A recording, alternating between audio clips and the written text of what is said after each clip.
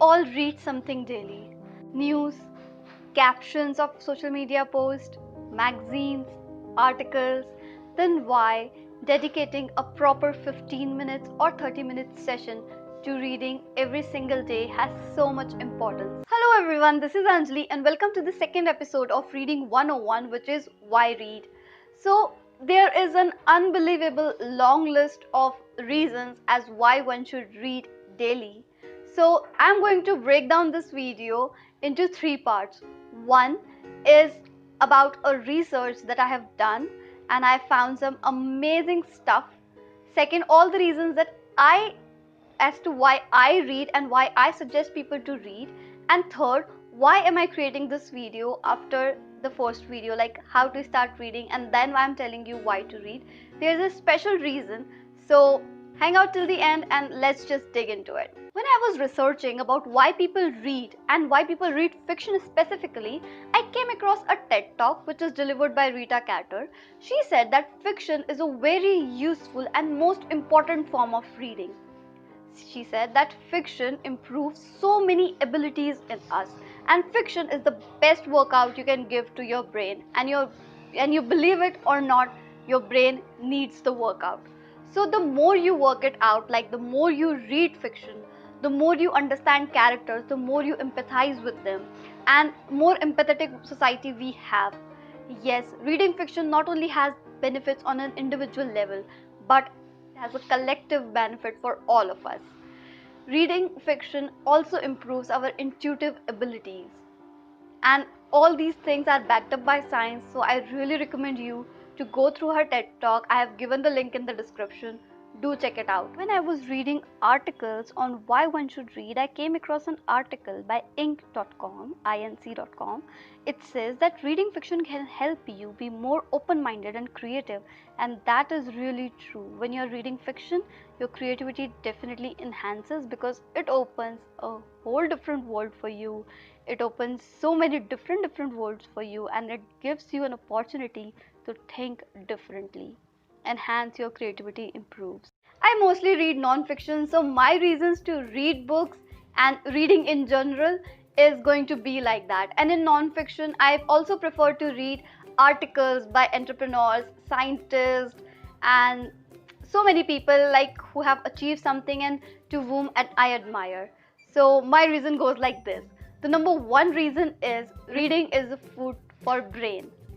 You believe it or not, your brain needs workout. You accept it or not, it needs workout as much as your physical body does. So when you read as a food for your brain, you challenges it to work, and when it works, it improves overall. It's just like a muscle. When you work out a muscle, it improves. The same thing goes with brain. And there are so many studies which have shown that if you read daily, if you read as it is a food for your brain, then it can change your brain structure. It can really change your brain structure and give you cognitive and empathetic abilities. In short, it makes you smarter. Reason 2 for reading is it improves focus and concentration. Like in today's world, our attention span is really less, and when we are reading daily for 20 to 30 minutes, then we are immersed into it. We are immersed into the story, into the characters, or into the knowledge that it is providing. And it not only helps you improve your focus and concentration for reading, but also for your other areas of life as well. Like when you're working, you know that you're working, and your focus and concentration automatically improves there as well. Reason 3 is reading makes you know more about yourself, and you can be whoever you want to be. Books open a completely new world for us, and we can choose who we want to be. We read so many characters, there are antagonists, there are protagonists, and we can choose to develop the qualities that they have. And second, when we are reading about people, we get to know more about ourselves. And if you think this is wrong, I totally invite you to read and know it all by yourself. It really happens. Reading helps you know more about yourself. And if you're reading non-fiction and if you're reading self-help, then the effect of that thing on your mind is unbelievable, really. The fourth point is something that I really don't recommend, but I cannot deny the fact, which is reading is an escape. I never recommend escaping your problems, escaping your situations, but sometimes distractions are necessary. When the situations are not in your hands and you cannot do anything but overthink or taking stress, then reading is the best way to solve it. It will keep you distracted from the problem for a while. It calms your mind, it gives you peace so that you can go back to the problem, think about it all over again from a new perspective that you have gained, from the new state of mind that you have gained, and solve that problem. So, reading as an escape sometimes is really good. And the fifth and the last reason is reading helps you grow. And if you don't know, then that is the motto and that is the tagline that I have given to BookXp: grow through books. Because I have grown so much through books, and I really believe in this thing that one of the best ways to grow is through books. And I am really on this mission to help people reading and help them grow. So, how actually it helps you grow? When you're the same thing, this is the same point again, that when you're reading about people, you get to know yourself. And when you're reading self-help books, when you're reading non-fiction, when you're reading about psychology, it helps you understand your own psychology. You know this thing that if you know yourself, you know the world.